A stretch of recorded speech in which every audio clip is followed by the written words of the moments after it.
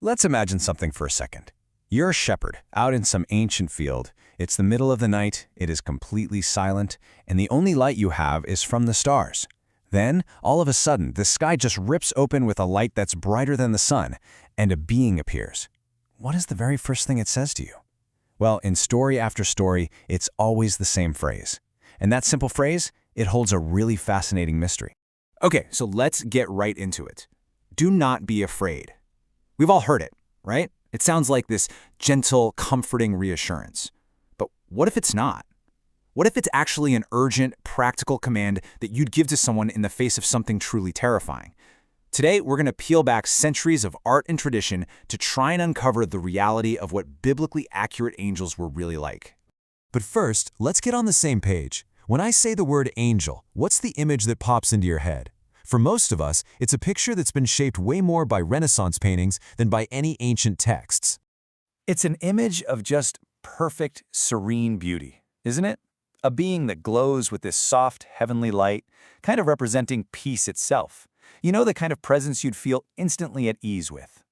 And they almost always look, well, human. They have familiar faces, familiar bodies, just with that one big addition of those elegant feathered wings.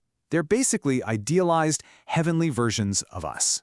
So we think of them as these gentle protectors, our own personal guardians watching over us. They're symbols of hope, of safety. But here's the thing. This familiar, comforting image, it's just one tiny fraction of a much, much larger and honestly a much stranger story. See the ancient texts? They paint a totally different picture. What if angel isn't really a species, but it's more like a job title, a role within this vast celestial administration that's filled with beings that pretty much defy our imagination? Okay, this is where it gets super interesting. The word that we translate as angel actually comes from the Hebrew malak, and it just means messenger. That's it. It describes a function, not a physical form. And that one little detail changes everything, because it means the being that gets sent to deliver a message could literally look like anything.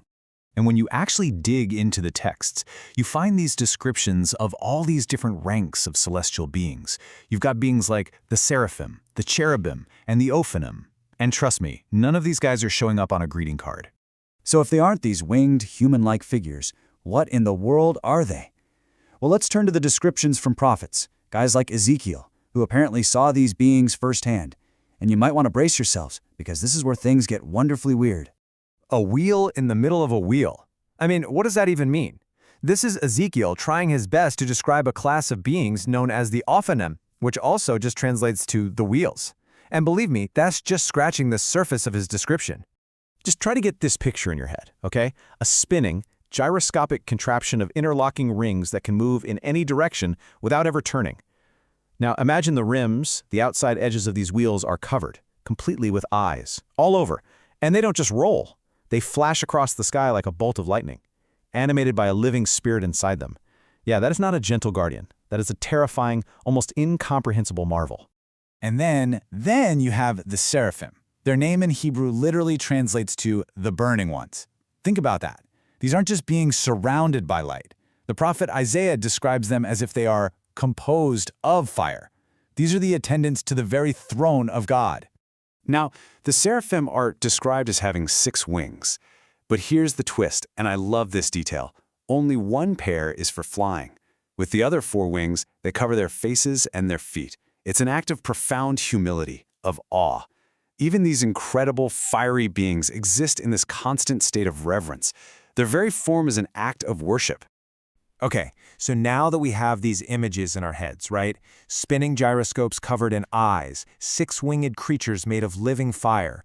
Let's circle all the way back to that original question. Seriously, put yourself in that field. A being of pure fire or a colossal lightning-fast wheel of eyes appears in front of you. Comfort is probably the last thing you would feel.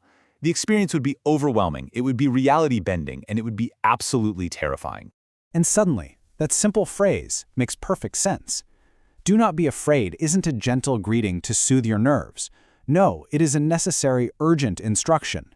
It's the celestial equivalent of saying, don't run, or, hey, don't have a heart attack. It's the very first thing you have to say, so that the terrified human in front of you can even begin to receive the message you were sent to deliver. It really makes you wonder, doesn't it? By sort of sanding down the edges of these ancient, complex ideas to make them more comfortable for us, we might be losing the very awe and wonder they were meant to inspire in the first place. So the next time you see a gentle angel in a painting, remember the burning ones, and remember the wheels of eyes, and maybe ask yourself, what other ancient ideas have we simplified over time?